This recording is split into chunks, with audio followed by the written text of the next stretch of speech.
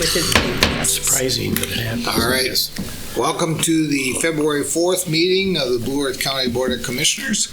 We can start with our Pledge of Allegiance. I pledge allegiance to the flag of the United States of America and to the republic for which it stands, one nation, under God, indivisible, with liberty and justice for all. And we'll start with our agenda review. Mr. Chair, there are no changes to the agenda today. Move the agenda. Got a Second. motion and a second. All in favor say aye. Aye. Against? The agenda passes. We have a huge thing going on today. We got Public Works. In fact, you are it today, Ryan. You guys didn't have to have a meeting just for me. Oh, what we do. I appreciate that. So good morning. Morning, Ryan.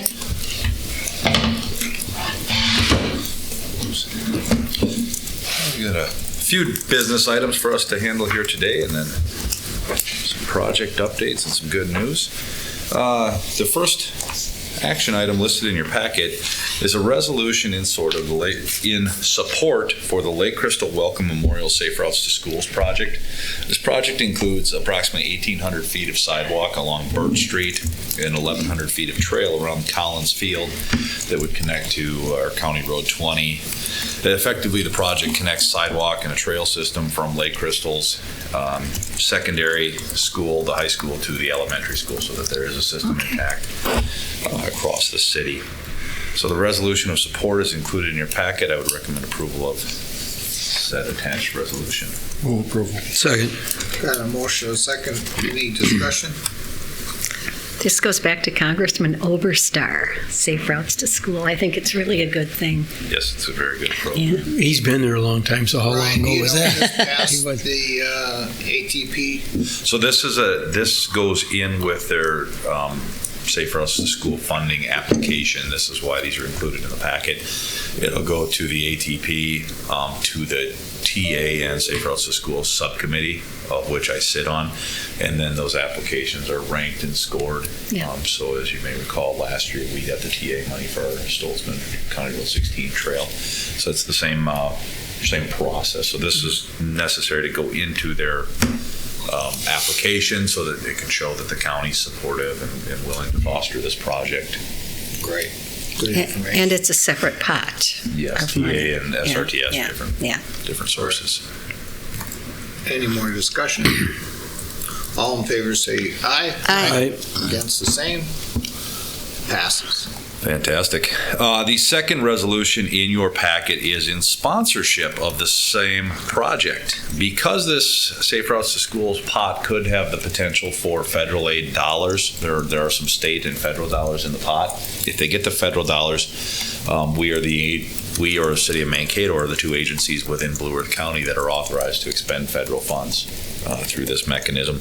That would require a cooperative agreement after the city would be awarded the grant between the county and the city, effectively stating that the county would be the contracting agency for the project.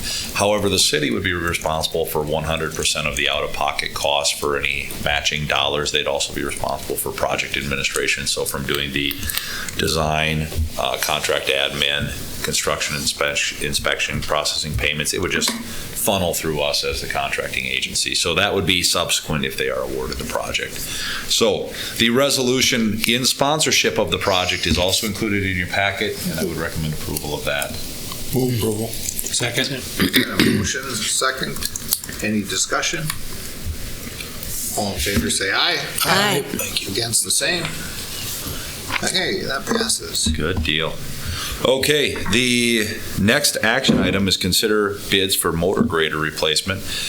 We advertised for replacement of a 2008 John Deere motor grader with the snow wing, and we had John Deere RDO Equipment and Ziegler Caterpillar both provide bids. The bids are provided in your packet.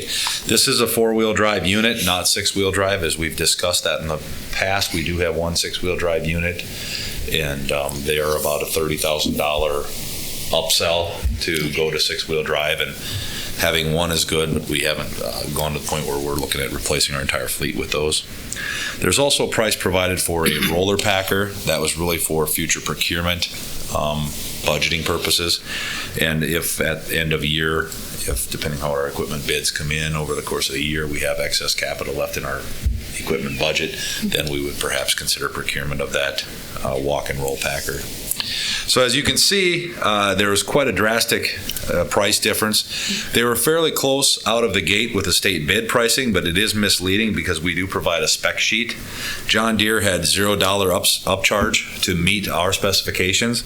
Caterpillar had a $59,000 additional cost to meet our specifications for the equipment to make sure that we're getting apples to apples equipment. Then you factor in the trade-ins. The total cost was quite a drastic difference. The John Deere, $209,786, and the Caterpillar, $299,210. So with that being said, I would certainly recommend purchase of the John Deere. Move approval of the John Deere. Second. Got a motion and a second. Any discussion? Yeah, that seemed like quite a bit of difference. Quite a swing. I also noticed that, the trade-in itself, of course, John Deere for John Deere, I'm sure. But, you got close to a $30,000 difference in the trade-in. And that's huge. I'm surprised to see that it's that drastic of a difference, but you're right. It's John Deere's obviously probably going to have a little better time selling a John Deere at their dealership than Caterpillar and vice versa. All right, any more discussion? All in favor say aye. Aye. Against the same? That Okay. passes. Thank you. Action item number 4, consider bids for replacement of 2 tandem trucks. The trade-ins are 2005 and 2007 tandem trucks that are at or well past the end of their desirable service lives. In fact, the 2007 unit, if I remember correctly, was a unit we had traded in previously, and then after we had the fire, had to buy back with the insurance money, just a limp to get to this point to replace both of them. So as you can see, detailed in the bids, we received 3 bids for the advertisement, one from North Central International, one from Westman Freightliner, and one from Nuss Truck and Equipment for a Mack. The low bidder, by the time we factor in the trade-ins and the equipment, was North Central International for $301,140. And I would recommend award purchase of 2 International HV 513 tandem trucks. So moved. Second. Got a motion and a second. Any discussion? Now, that's why I like to see a little bit closer to Yes, tighter bids. tighter bids, for something in the $300,000 range, and we're talking within 7,000. That's a nice. And that's tight. 2 trucks for $300,000. So That's pretty good. All right, any more discussion? All in favor say aye. Aye. Against the same? And that passes. fantastic. Last action item in our agenda is consider proposals for County State Aid Highway 82 Victory Drive Professional Design Service Contract. This is for the segment of road from the north edge of the stadium and Victory roundabout, so the first roundabout we ever built in Mankato, proceeding north up to the south edge of the intersection with Hoffman Road. So we are looking at, again, having to have a preliminary engineering report in order to meet, in a feasibility report to meet the city's assessing policies. And that report will also include traffic analysis to evaluate potential for reducing from 4-lane to 3-lane, especially in the southerly segment, so that we can fit urbanized trail and sidewalk section through there. The traffic drops off pretty drastically, so we want to take a look at that and then have some additional feedback and discussions. I know there's strong desire to get trail and sidewalk through that segment. We have very limited right-of-way through there, so that would be one way to accomplish more of a multimodal roadway to build that trail and sidewalk for pedestrian safety. So we're going to evaluate it and make sure that it looks like it'll work properly, though, for the long term before we make any final decisions. So we'll be bringing that forward in front of you. We sent out a request for proposal to 3 firms. One firm that's not listed did call us back last minute, and they had actually received a very large contract up in the metro days before we had opened ours, and that was going to take the majority of their resources. So I'm very appreciative of the fact that they didn't propose and overpromise and underdeliver, that they were straightforward with me. So we received 2 proposals back, one from Bolton and Mink and one from SRF, both firms that we work with very regularly and are more than happy to have either one. We evaluate the proposals not only on price, as you can see in the attachment. We critique them on project understanding, background and experience, work plan. Cost is 35% of the total equation, and then general quality of their response. And Bolton and Mink did a really nice job with this one. It really understood the project being in their own backyard. So I would recommend, especially given that they were also the lower price at $186,549, I would recommend award of the consultant contract to Bolton and Mink. Move approval. Second. Got a Bolton and motion, Mink. got a motion and a second. Any discussion? Any Nice to see a local person. Yeah. Yeah. Yep. It's nice to Always see good. Bolton and Mink. Yep. All right. All in favor, say aye. Aye. Against, the same. It's been passed for Bolton and Mink. Okay. And some informational items. The construction projects update. The Kern Bridge removal and salvage. We're currently planning to do the bridge pick this Thursday, February 6th. The time is unknown because there's several factors at play. The cranes are supposed to be coming in actually tomorrow and being set up, setting up the rigging apparatus and all of that, and especially Mother Nature could certainly have a say. It looks like we're going to have good weather, but that's going to be a major factor to make sure that there's low wind speeds, safe temperatures, etc. So the East Bank is designated for critical project staff only. We'll actually have staff keeping anybody from the public off of the township road so that we can make sure that if we need to have trucks coming in and out, which is highly likely, construction traffic in and out, as well as potential for emergency response, etc. We'll be keeping people off of the township road on the east side. The West Bank is a private property, as you're aware, and we did get access permission for local agency and MnDOT staff only. The landowner does not want any members of the public on his property, and he will consider them trespassing if they're out there, so we don't have an opportunity for the public to view the pick. However, MnDOT will be out there doing photo and video documentation, and the State Historic Preservation Office will also be out there doing the same. So there'll be a bunch of resources for folks that want to watch the pick after the fact.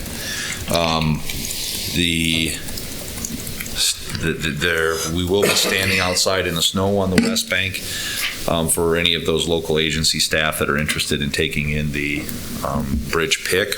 But the west side parking is very limited. It's basically a private driveway. So we're encouraging, and if any of the commissioners are interested, encouraging that parking at the Red Jacket Park, and then calling myself for a ride so that we can carpool folks out there and shuttle folks back and forth to the pick. But definitely dress appropriately, and our staff will be doing the same.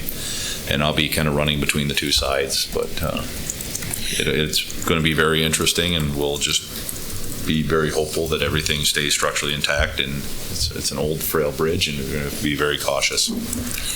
Mr. Chair, Yeah, go ahead. I'm assuming that we might be able to do that video on our website.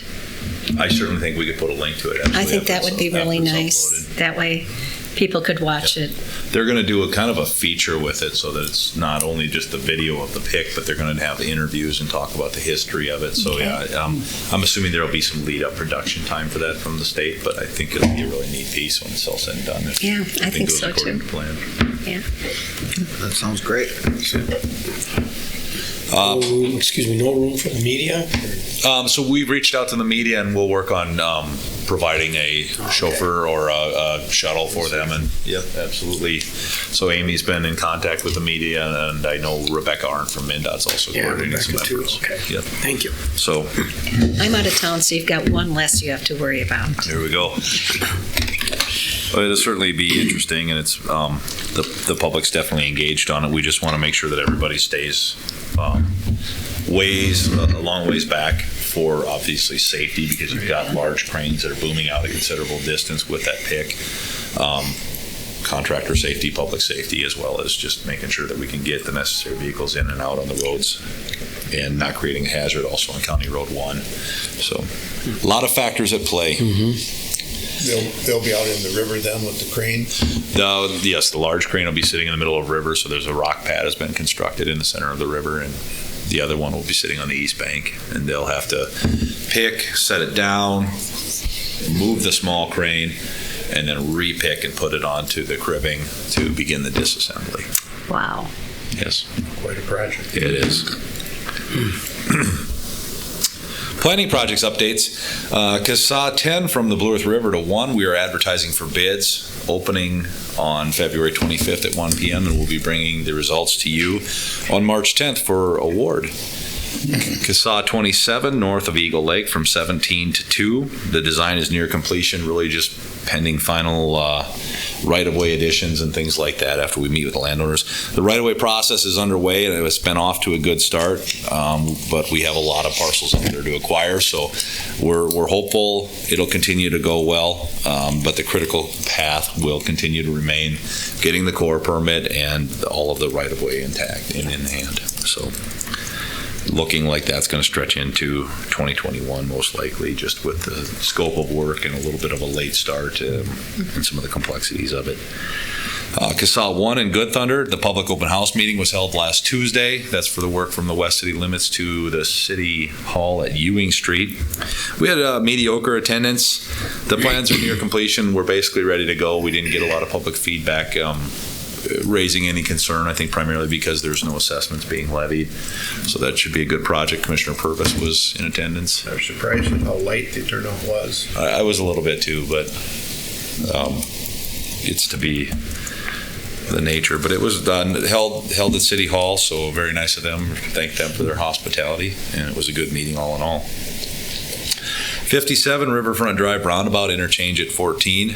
We're still working with the district's staff here in Mankato to get a final version ready for geometric submittal to the MnDOT central office. So that should be coming here in the next few weeks, and hope to get some definity and finality to the geometric so that we can actually begin the detailed design. It's been a long drawn out process. 41 bridge replacement, the plans are near completion and we should begin right-of-way acquisition fairly soon. The CASA 1 from 9 to 90, kind of same as the last time I talked to you. We're still waiting for an Army Corps response to the SHPO's response to the Corps, no adverse effect determination. So it's, I don't know, that's why my hair is short so I don't pull it out. The 16 Trail project plans are approximately 60% complete. We're finalizing the project memorandum for submittal and approval, and we intend to advertise and award that sometime this summer, beginning the work in the fall and wrapping up in spring of 2021. So that's coming along. And in fact, we'll have the public open house meeting for that project tomorrow from 4 to 6 p.m. I don't really anticipate much for turnout. It'd be great if people do show up, but because it's federal aid, that is one of the requirements that we have, that open house meeting. And tonight from 4:30 to 6:30 p.m. at the Public Works Department, we will be having an open house meeting for the capital improvement plan and taking into account any comments we get and bringing a final version hopefully to you on March 10th for adoption. I bounce back and forth between having open house meetings and just doing more of an online outreach. So last time around we did more of an online outreach and received a few comments back. We never had an open house meeting, and if this one is as poorly attended from the public as they have been in the past, we may just stick with the format of an online outreach and putting it out there. And I did provide my email address as well in the notification so people could send me emails. I only received one, and that was from a utility company. So one of the challenges we have with the public outreach is that they generally aren't interested until it's in their backyard. Yeah. So Rapidan Dam apron damage update. We are continuing to coordinate the damages and repair funding request with FEMA. I just resubmitted a letter for the third or fourth time with a minor updates to them to try to call it the final version. FEMA has indicated that they may be interested or will likely be interested in doing an engineering study before funds are authorized. And they're questioning our approach, and I said I'm more than happy to discuss alternative methods with you, but I haven't had any other ideas brought up to me yet, because I think we've gone to the well several times there, and I'm certainly open to suggestions and willing to have those conversations. So I did say that if a study is conducted, I would expect to be part of the project team for that, so that we can provide feedback on the history of Did it. you suggest maybe the federal government should take it over? I will slide that subtly into the conversation and see how it goes. I see we had some equipment out there. So they got something they're working on now. Yes, so with the high tailwater elevations and then the warm temperatures we had, there was a surge of water downstream, and it had actually ice dammed in the river, and it backed up, and there was 10 feet of water flooding out the powerhouse. Oh, my goodness. So we're dealing with that on top of it all. That's the second time the powerhouse has flooded this spring. Previously, they were able to keep the generators protected with the sump pump units. This time around, the doors were blown open. It was absolutely inundated. Wow. So you can't make it up.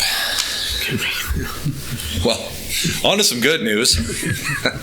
I'm pleased to share with the county board that on Thursday, January 23rd, at the Minnesota County Engineers Association annual conference, Blue Earth County was awarded the Project of the Year award.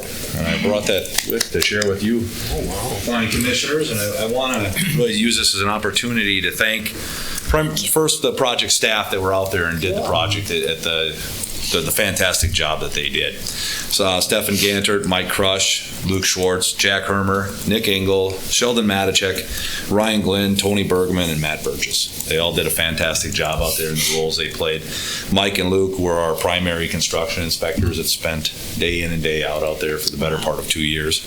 Stefan did a fantastic job managing the project, and the rest of the guys in the support work they did to make it an award-winning, fantastic project. So the reinforced soil slopes were really a tremendous factor. We went up against a mega project from Hennepin County and beat them, so I'm very proud of that. Yeah. And, just to have gone up against some of those really high-dollar projects that for the size of this project, for the size of our county, this was a great project.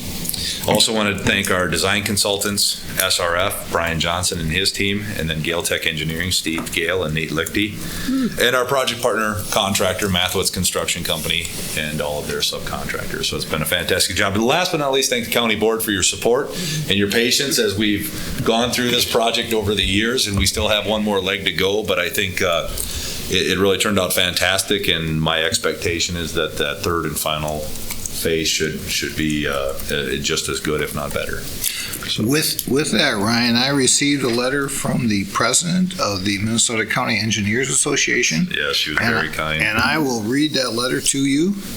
It says, "Dear Chair Stuenberg, congratulations to Blue Earth County on receiving the 2019 Minnesota County Engineers Association Project of the Year Award for your CASA 1 Trunk Highway 66 Turnback project. The difficult project, landscape, and unique project approach truly makes the project deserving of this award.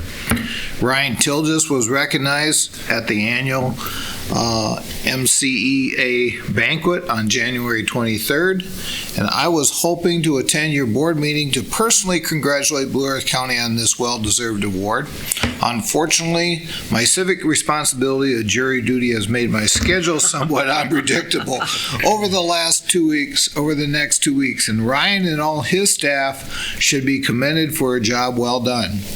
I'd also like to thank the Blue Earth County Board and Administration for their support of Ryan's participation in MCEA. As I'm sure you're aware, Ryan has great leadership qualities and initiative that make him a tremendous asset to the association and an exceptional mentor to new engineers entering county engineering.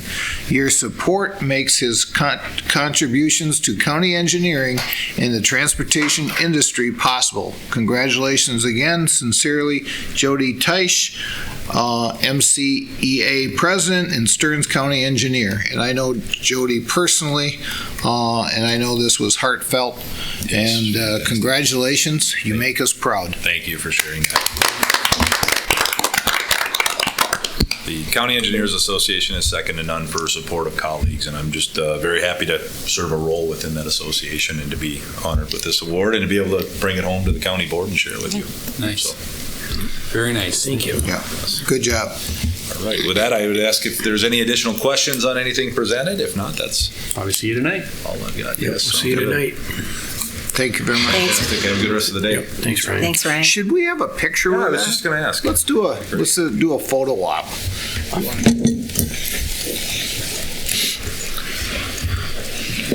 All right. Well, as we're whizzing away here, we're going to go for administrative services. Bob? Mr. Chair, the first item is the county board minutes for January 21st. I'll move approval. Got a motion and a second. Any discussion? Any discussion? All in favor say aye. Aye. Against the same? Well, the motion is approved. Next would be the bills for the 2 weeks indicated. I'll move the bills. Second. Got a motion and a second. Any discussion? Any discussion? All in favor say aye. Aye. Against the same? Bills are approved. I'd like to let people know, most of us have had contact with Bob on these bills, and so we have a background of what's going on, so we're not just whizzing through the bills and not taking a good look. We have had contact and know what the bills are. Human Resources, Bob. Mr. Chair and Commissioners, I have number 4 in your packet is the Human Resources Department agenda. The items are just informational for the board today. We have promoted a medium equipment operator to a heavy equipment operator in the Public Works Department, and as a result of that, have initiated recruitment to refill that medium equipment operator. We had a completion of employment of a custody officer, so we've initiated recruitment to refill that position. And then we had a retirement of a court security officer and have initiated recruitment to refill that position. All right. Be happy to answer any questions that the board might have on those items. Any questions? And that brings us to the Commissioners' reports. You want to start, Colleen? Sure, love to. On the 21st, we had a county board meeting, and then Vance and I met with Josh to talk about our federal issue priorities. Putting those together so we can go to the National Association of Counties and bring those forward. That evening, I spoke at the University of Minnesota on county government. Local government, so I was representing counties. There was a gentleman from the school boards and a gentleman from the city council. So great discussion about local government and how different it is from the state and federal. On the 22nd, I had community education. They've got 15 buildings. That evening, it was all about scheduling, and they're going to go to an electronic system now. So there will be a bit of a learning curve for many people because you'll sign up online now, and that's the way you'll do it. They oversee 15 buildings, and so it's really complex when you think of scheduling 15 buildings and there's more than one room in each building. So it was really interesting. The new chair is Jim Roy, who's been the chair for a long time, and the vice chair is Mike Lavin. The 23rd, I got to read stories at the library, which is always fun. Yeah. And I had a meeting that afternoon with Habitat, and they're trying to figure out, they're expanding their portfolio. They serve families with an AMI of 35 to 80%, so it's bigger than it used to be. It usually takes about 2 years for somebody to get everything in order to even be eligible for a Habitat house, which is, I thought was interesting.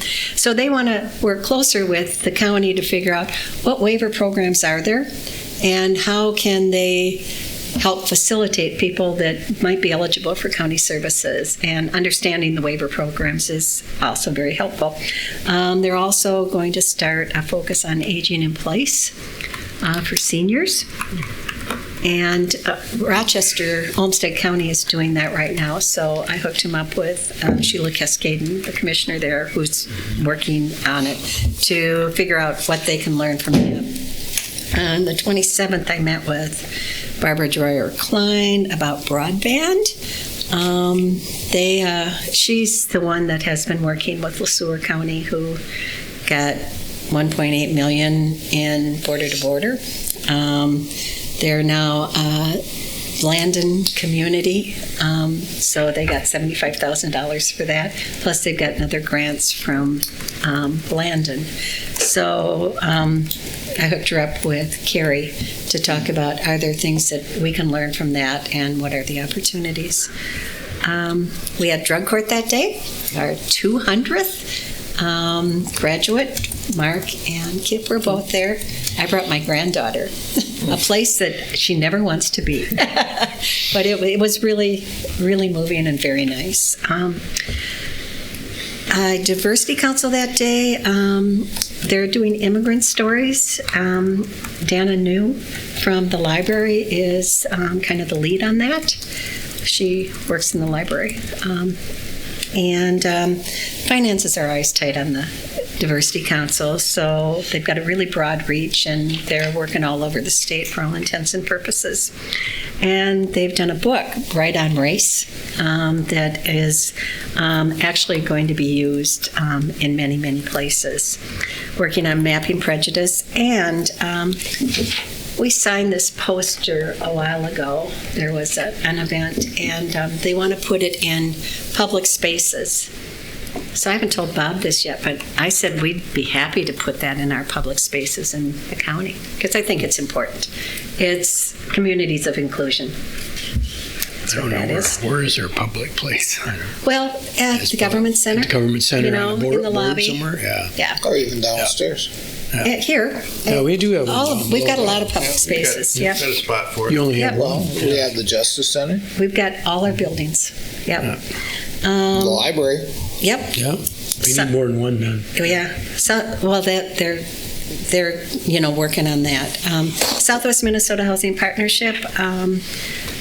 We're looking at board governance, strategic planning, and on that note, on the 30th, I went to the Minnesota Housing Finance Agency, Greater Minnesota Housing Fund, DEED, and USDA, that there was a meeting in St. Peter about housing. Jen was there from Partners. Yeah, I couldn't make it, but it was a great Jen turnout, lots of people. And it's all about learning what resources are there ways you can leverage that, and what are the eligibilities. Then I sat down with Southwest Minnesota Housing, the city of Mankato, and about Gateway, and to talk about why we weren't funded, and are there opportunities in the future. They can't give you any definitive answer like you will be or you won't be, but we talked about that, so I think that's important. And then on the 31st, I talked to Megan Schnichter, who runs the Mankato Revitalization Project. It's a Lakota and Native American piece that she wants to do some things, figuring out how maybe she could do some work at the library or maybe some exhibits. So I think there's some great opportunities there, and that takes care of my report, Mr. Chair. Kip? After our last board meeting, we had a ditch meeting with Brown County, had a couple things to deal with some repairs and redetermination of benefits. Then I had RCEF the following day after that. Things are going fairly well there. The organization is developed into a 6-member board now, and it's all county commissioners or elected officials are appointed by the county board. So the makeup of it's a little different. I managed to get elected chair. I'm not sure how that happened, but I just We did. are so proud of you. It was Were you not unanimous. there? Yeah. You know, I was there, so that's why I don't know how I got it, but it'll be good. So all the checks will come through myself or one of the other officers in the organization. So it's going through a different organization at this point with that state funding. A lot of things we got to deal with, a lot of challenges. So we'll keep you posted as we move through that. Mark and I were both there. So then I had my statewide emergency communication board. I actually drove up to the St. Paul area for that meeting that day. I normally do a conference call in, but they were appointing chairs for the committees, and I'm the chair of the legislative committee, and so I just and it worked out that we didn't have our local emergency communication board that morning, so I had time to drive up to it. So it was good to see the different people that you're dealing with when you're on the phone. But most of them do get to the meeting, but I usually call in. But good organization. I got some new leadership there, but things are going really well. South Central Workforce had our quarterly meeting. Not a whole lot new to report there. We got our annual reports that I got copies of that I'll make sure Bob gets, but everything's going good there. MVAC meeting was that evening. Had a lot of fun stuff going on there. The organization is doing really well. The thrift store is doing really well. We lost one member, so we are looking for a member in LeSueur and Waseca County, I believe. So if you're talking to some of your colleagues around the area, if someone wants to sit on that committee, and we do need an attorney. We're supposed to have an attorney on the board, but we would like to get one from one of those 2 counties. So we can have 2. But and if we don't get an attorney, I'm not sure how we deal with that. If we have to bring one in and pay to do there. I was also at the drug court, but before drug court, I actually went and sat in on the meeting that they have before drug court, and they talk about all the cases that they're going, and it's a fascinating process. If you ever have a chance, it's 12 o'clock on every Monday, I believe. Get a hold of Pat and have him take you in there, because it's fascinating to watch all the different disciplines sit around this table and what they do, and they talk about each one of these people individually, and Judge Johnson does an awesome job trying to connect with these people that are in this organization and inside this system, and they just have a good discussion about what they're going to do with this next person that's coming up. So it's a really neat process, and being part of it when it was started was kind of exciting too, because you and I were both here when we started that organization. It was it had state funding at that time. It was an easy decision to take the state funding, but then what if that stopped? So that was a lot of discussion we had when we started that program, but it is still going, and it does do a lot of good. And then yesterday I had my MRCI meeting. Got things going on up there, a lot of stuff going on with facilities. So we're going to be ramping up some stuff and talking about moving some stuff around. So we'll be, the next 2 months, we'll be getting a lot of stuff together. So I'll keep you posted on that as things move forward. And then I also did start some initial conversations with some of my people that want to help me run for re-election. I'm going to be running for re-election this fall for the county board. So we'll be working on that. So figured I'd better get that out there and let my colleagues know that I'm going to do that. Well, the Free Press gets the scoops. Yeah. So I will be on the ballot at this point, unless something drastically changes in my life, but that's my plan at this point. So All right. that's my report, Mr. Chair. Thank you very much. Mark? Okay. Well, we had Tuesday, the 21st, we had the Joint Ditch 36 meeting with Brown County. And then like Kip with the RCF, we had that Thursday. And he was been on that board for a long time, so, and a lot of many of us others, or the other commissioners that haven't been there that long, because of how we changed everything. So, excuse me. So it was good to have Kip as the chair. And then later that day, I did have Partners for Affordable Housing, our meeting, and we did fill up our Union Street facility in St. Peter, our new shelter, as far as there was rooms. The last few rooms got renovated, and I think it's pretty well. It's all in service, and then we also discussed our Pedal Past Poverty. We do have our big fundraiser coming up, 22nd of Feb. And then, let's see, Saturday the 25th, I did meet up with Pat McDermott and his lovely spouse at this Soups for Troops at the Loose Moose. And that's always been good. And then, of course, that Monday, yes, for drug court with Clean and Kip. It's always interesting, and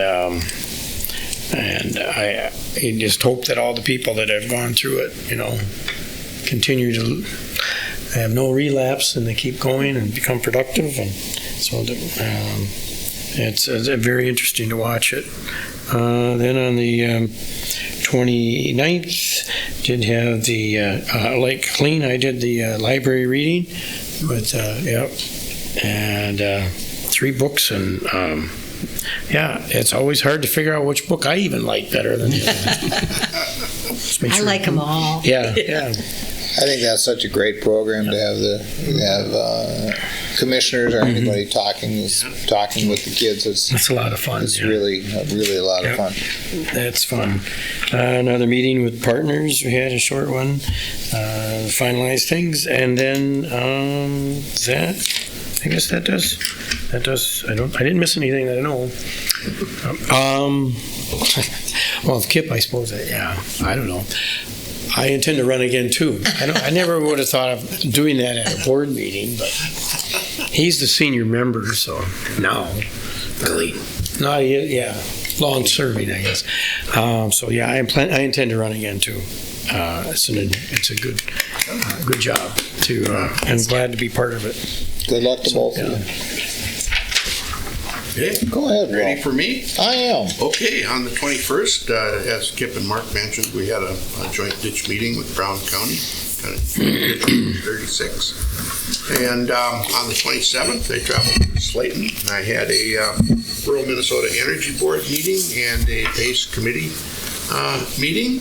And I hurried back to get to the law library meeting, and we've been working diligently to bring that fund back into a more positive balance, and we've come up with a plan that I think will make that happen by removing most of the printed material and relying on online resources. We should be able to bring that fund back to where it needs to be without raising the fee for the law library. So I'm excited to see that put in place. There you go. And, we assessed a lot of the material. A lot of the printed materials hadn't even been touched.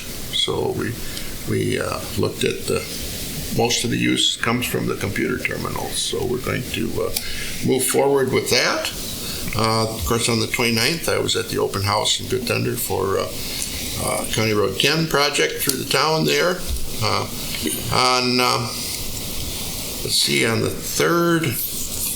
On the 30th, I was here at the courthouse at County Ditch 56 and Crystal Waters project. They're looking at cleaning where the ditch comes into the lake. There's a lot of silt and stuff built up in there, and Crystal Waters project has agreed to take the lead on that. We're going to work with the county and the city. Sounds like they will be the sole funding source on it. It didn't quite reach the County Ditch 56 area there, so they'll be taking charge of that, which is always exciting. They've been doing fantastic things. They were talking about the water clarity during their fishing contest was reported to be 9 feet, and that is wonderful. They haven't had a blue algae bloom in 4 years. So wow, that's great. The things that they are doing are working. I'm excited about that. And then on the 3rd, I stopped at Crystal Seasons in Lake Crystal and had my monthly time with them, and we had a very robust conversation, mostly centered around why did we have to read that you're retiring in the Free Press? So had a nice time. Always enjoy my time with the folks there, and they're very engaged. So that's my report. There you go. Well, mine is rather short. Had a board meeting on the 21st. Again, we met with Colleen and Josh on the on federal, our NACO meeting coming up at the end of this month. On January 27th, I met with Kip and Pat and talked on the county attorney's office and kind of the yearly meeting that Pat always has with the chair and vice chair is what's going on. And then I had that afternoon, I had my Transportation Alliance board up in St. Paul. The 28th, I had Airport Commission. This was held over at the Public Works building this time for the city of Mankato. So it was only a couple blocks from my house. Yeah. Because the airport's under reconstruction and they're doing a lot of work there. On the 29th, I went to a presentation called the Opioid Fix up at MSU. The hall that it was in was packed. I'm sure a lot of them were students that were given extra credit, but it was still packed.